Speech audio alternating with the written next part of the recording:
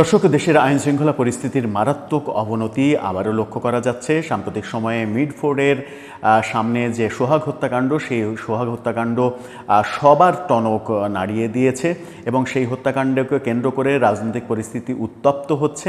এখন প্রকাশ্যে বিরোধ দেখা যাচ্ছে বিএনপি ভার্সেস জামাত, এনসিপি, ইসলামী আন্দোলন, তাদের একটা প্রকাশ্য বিরোধ দেখা যাচ্ছে। যে যাকে যেভাবে পারছে অপদস্থ করছে, নেতাদের ছবি অবমাননা হচ্ছে, ফেসবুকে নানা ধরনের কন্টেন্ট তৈরি করা হচ্ছে এবং এই যে ব্যাপারগুলো, এই ব্যাপারগুলোর আড়ালে পড়ে যাচ্ছে কিনা প্রকৃত ঘটনা, সেটাও প্রশ্ন উঠতে পারে। সেরকম প্রশ্ন যখন উঠছে তখন সারা দেশে এই যে চূড়ান্ত অবনতি আইন শৃঙ্খলা পরিস্থিতির, সেটার কারণ হিসেবে সরকারকেই দোষারোপ করছেন সবাই। সরকারের নিষ্ক্রিয়তা, বিএনপি সহ সব রাজনৈতিক দল থেকে, এনসিপি ছাড়া প্রায় সব রাজনৈতিক দল থেকেই বলা হচ্ছে যে এটা সরকারের নিষ্ক্রিয়তার জন্যই আজকের এই পরিস্থিতি তৈরি হয়েছে। শেখ হাসিনা আমলের হত্যাকাণ্ডের দায় যদি শেখ হাসিনার হয়, তাহলে এই সময়ে যে কোনো হত্যাকাণ্ডের দায় প্রফেসর ইউনূস এড়াতে পারেন না, এমন কথাও অনেকে বলার চেষ্টা করছেন। সেরকম পরিস্থিতি যখন বিরাজ করছে, তখন স্বরাষ্ট্র উপদেষ্টা ঘোষণা দিয়েছেন এবার সারা দেশে চিরুনি অভিযান হবে। এখন ব্যাপার হচ্ছে যে চিরুনি অভিযান হবে সন্ত্রাসীদের ধরতে। কি কারণে চিরুনি অভিযান হবে তিনি তার ব্যাখ্যাও দিয়েছেন, কিন্তু সেটাকে নিয়ে যদি প্রশ্ন ওঠে নতুন করে যে এর আগে আমরা ডেভিল হান্ট দেখেছি, যেখানে আওয়ামী লীগের নেতাকর্মীদের সারা দেশে গ্রেপ্তারের একটা মহোৎসব শুরু হয়েছিল। এবার এই চিরুনি অভিযানের মাধ্যমে কি বিএনপি নেতা কর্মীরা বিপদে পড়তে যাচ্ছেন? সেরকমটা অনেকে আলোচনা করছেন। কি হতে যাচ্ছে এই চিরুনি অভিযানে, সেই আলোচনা করার চেষ্টা করবো এই ভিডিওতে। থাকবেন পলিটিক্স টিভির নিয়মিত আয়োজনে।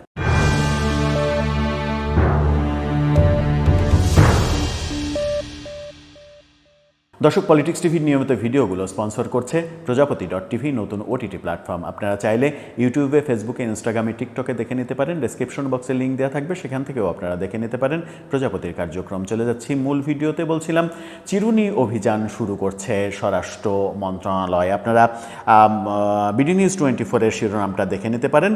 সেখানে স্বরাষ্ট্র উপদেষ্টা বলছেন, অপরাধী ধরতে চিরুনি অভিযান শুরুর সিদ্ধান্ত। অপরাধী সে যে দলেরই হোক না কেন, কাউকে ছাড় দেয়া হচ্ছে না। সেই চিরাচরিত স্বরাষ্ট্রমন্ত্রী কিংবা স্বরাষ্ট্র উপদেষ্টারা যে কথা বলে থাকেন, ইনিও তার বাইরে নন। ইনিও একই ভাষায় মুখস্থ কথাগুলো বলে যাচ্ছেন, কিন্তু আইন শৃঙ্খলা পরিস্থিতির কোনো উন্নতি দেখছি না। এবার তিনি চিরুনি অভিযানে নামছেন। চিরুনি অভিযানে কিভাবে নামছেন সেটা বলে নিয়ে তারপরে সেটার আলোচনা করছি। মব সৃষ্টি করে নৈরাজ্য এবং একের পর এক নৃশংসতার মধ্যে অপরাধীদের গ্রেপ্তারে সারা দেশে চিরুনি অভিযানের সিদ্ধান্ত নিয়েছে সরকার। সচিবালয়ে আইন শৃঙ্খলা সংক্রান্ত উপদেষ্টা পরিষদের সভা শেষে এই সিদ্ধান্ত জানিয়েছেন স্বরাষ্ট্র উপদেষ্টা। চুরি, ছিনতাই, মব সহিংসতা সহ সব ধরনের অপরাধ প্রতিরোধে আইন শৃঙ্খলা বাহিনী কাজ করে যাচ্ছে দাবি করেছেন তিনি।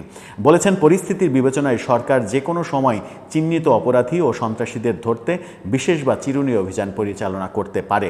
চিরুনি অভিযান কখন থেকে শুরু হতে পারে এর উত্তরে তিনি বলেছেন, এখন থেকেই শুরু হয়ে গেছে। উপদেষ্টা আরও বলেছেন, সারা দেশের আইনশৃঙ্খলা রক্ষা পরিস্থিতি, মব সৃষ্টিকারীদের ব্যবস্থা গ্রহণ, চুরি, ছিনতাই, চাঁদাবাজি, দখলবাজদের বিরুদ্ধে ব্যবস্থা গ্রহণ, অস্থিরতা সৃষ্টিকারীদের বিরুদ্ধে ব্যবস্থা নেওয়া, নারী শিশু নির্যাতন ও ধর্ষকদের বিরুদ্ধে সামাজিক আন্দোলন গড়ে তোলা, মাদকের অপব্যবহার রোধে কার্যকর ব্যবস্থা গ্রহণ করা সহ অনেক কথা বলেছেন। কিন্তু সরকারের পুলিশের রিপোর্ট বলছে, গত 6 মাসে জানুয়ারি থেকে জুন পর্যন্ত 1930টি হত্যাকাণ্ডের ঘটনা ঘটেছে। সরকার কতটা হত্যাকাণ্ডের ব্যাপারে সোচ্চার হয়েছে সেটা একটা বড় বিষয়। এই 6 মাসে 11,008টি নারী এবং শিশু নির্যাতনের ঘটনা ঘটেছে। সরকার কতটার ব্যাপারে উদ্যোগী হয়েছে সেটা একটা বড় বিষয়।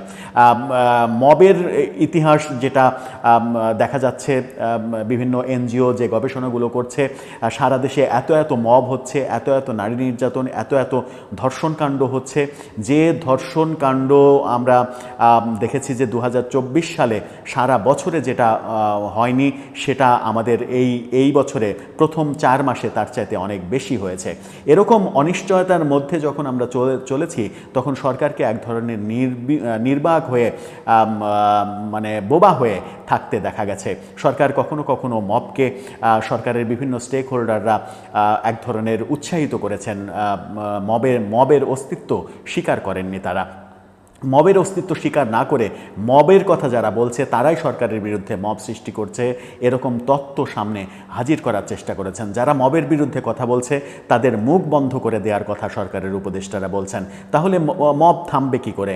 গত 6 মাসে জুন পর্যন্ত যে 1930টি হত্যাকাণ্ডের ঘটনা ঘটল তার বেশিরভাগই মবের দ্বারা, মব সৃষ্টি করে হত্যাকাণ্ড করা। কিন্তু সরকার এই ব্যাপারে নির্বিকার। অনেকের বিরুদ্ধে মবের অভিযোগ রয়েছে, বিএনপির বিরুদ্ধে যেমন মবের অভিযোগ রয়েছে, এনসিপি এবং বৈষম্য বিরোধী ছাত্র আন্দোলনের বিরুদ্ধে সবথেকে বেশি মবের অভিযোগ রয়েছে। তৌহিদি জনতার ব্যানার তৈরি করে এক শ্রেণীর জঙ্গি গোষ্ঠী মবের জন্ম দিচ্ছে এদেশে, কিন্তু সব ক্ষেত্রেই সরকার নির্বাক। এখন যখন মিটফোর্টের এই ঘটনাটা ঘটেছে, ন্যাক্কারজনক, বাংলাদেশের ইতিহাসে এর চাইতে নিষ্ঠুর হত্যাকাণ্ড আর ঘটেছে কিনা সেটা নিয়ে সন্দেহ প্রকাশ করছেন সবাই যখন, এবং এটার সঙ্গে যখন বিএনপির নাম জড়িত হয়েছে এবং সারা দেশে চাঁদাবাজির যে চক্রটা উঠেছে সেখানে শুধুমাত্র বিএনপি না, এনসিপির কর্মকাণ্ডও চোখের সামনে আসছে। গতকালকেই একটা ভিডিও ভাইরাল হয়েছে ফেসবুকে। বসুন্ধরা এলাকায় 48 লাখ টাকা ঘুষ দিয়েছেন এনসিপি নেতাদেরকে এক নারী, সেই তথ্য উঠে এসেছে, গণমাধ্যম সেই তথ্য তুলে এনেছে।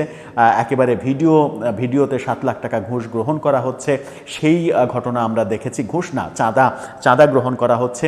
কিন্তু এখন পর্যন্ত যদি চিরুনি অভিযানই হয়ে থাকে তাহলে এই যে এনসিপি নেতা, একেবারে কেন্দ্রীয় নেতা যাকে সবাই চেনে, তাকে কি সরকার অ্যারেস্ট করেছে? চিরুনি অভিযানের মধ্যে চিরুনির ফাঁক দিয়ে তো তার বের হয়ে যাওয়ার কথা নয়, কিন্তু ওখানেই প্রশ্ন উঠছে যে চিরুনির ফাঁক দিয়ে কারা বেরিয়ে যাবে, চিরুনির মাঝে কারা ধরা পড়বে, এখানে কোনো বৈষম্য হবে কিনা। এখানে অনেকেই মনে করছেন, বিএনপির লোকজন অনেকে মনে করছেন যে সরকার এই চিরুনি অভিযানের নামে বিএনপির নেতাকর্মীদের বিরুদ্ধে একটা বিশেষ অভিযান পরিচালনা করছে, যেন সারা দেশে বিএনপির নেতাকর্মীরা আতঙ্কিত হয়ে পড়ে।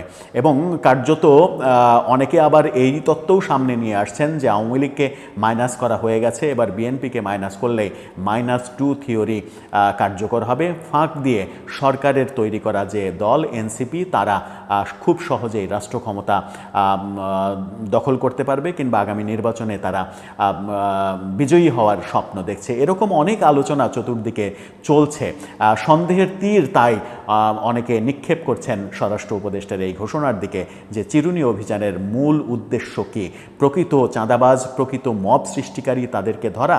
এই যে সারা দেশে 1930টি হত্যাকাণ্ড গত 6 মাসে ঘটেছে, জুলাইয়ের ঘটনা তো, এই মিটফোর্ডের ঘটনা সহ জুলাইয়ের ঘটনাগুলো বাদ দিলাম, জুন পর্যন্ত যে ঘটনাগুলো ঘটেছে সেই অপরাধীদের কি ধরা হবে? যত মব, হাজার হাজার, গণ অধিকার পরিষদের সভাপতি নূর তিনি বলেছেন যে গত 11 মাসে 11,000-এর বেশি মবের ঘটনা ঘটেছে। এই যে হাজার হাজার মবের ঘটনা ঘটেছে, সেই আসামিদের কি গ্রেপ্তার করা হবে? আমার মনে হয় যে হবে না।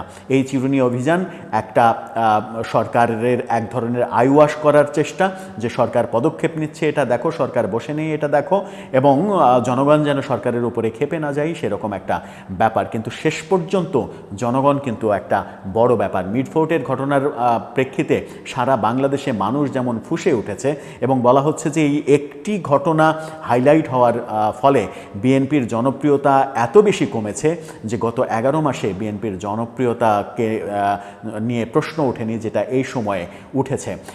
বিএনপিও চাইছে একটা সংশোধনী জায়গায় যাওয়ার জন্য, তারাও তাদের মধ্যে এক ধরনের চিরুনি অভিযানের ঘোষণা দিয়েছে। তারা আমূল পরিবর্তন করবে সিস্টেমের, সেরকম ঘোষণা দিচ্ছে। যদি সেরকম হয় তাহলে ভালো, কিন্তু কোনো অভিযান নিয়ে নিয়ে যেন প্রশ্ন না ওঠে, সেটাই এখন বড় বিষয়। চিরুনি অভিযানের নামে সরকার যদি কোনো একটা রাজনৈতিক গোষ্ঠীকে দমন করার চেষ্টা করে, তাহলে সেটা আগামীর রাজনীতির জন্য, আগামীর গণতন্ত্রের জন্য বড় ধরনের অশনি সংকেত হবে। দর্শক, আপনার কি মনে হয় এই চিরুনি অভিযানে চিরুনির ফাঁকফোকর দিয়ে কারা বেরিয়ে যাবে এবং চিরুনির মধ্যে, চিরুনির জালে কারা জড়িয়ে পড়বেন? আপনার মতামত জানিয়ে লিখতে পারেন আমাদের কমেন্ট বক্সে।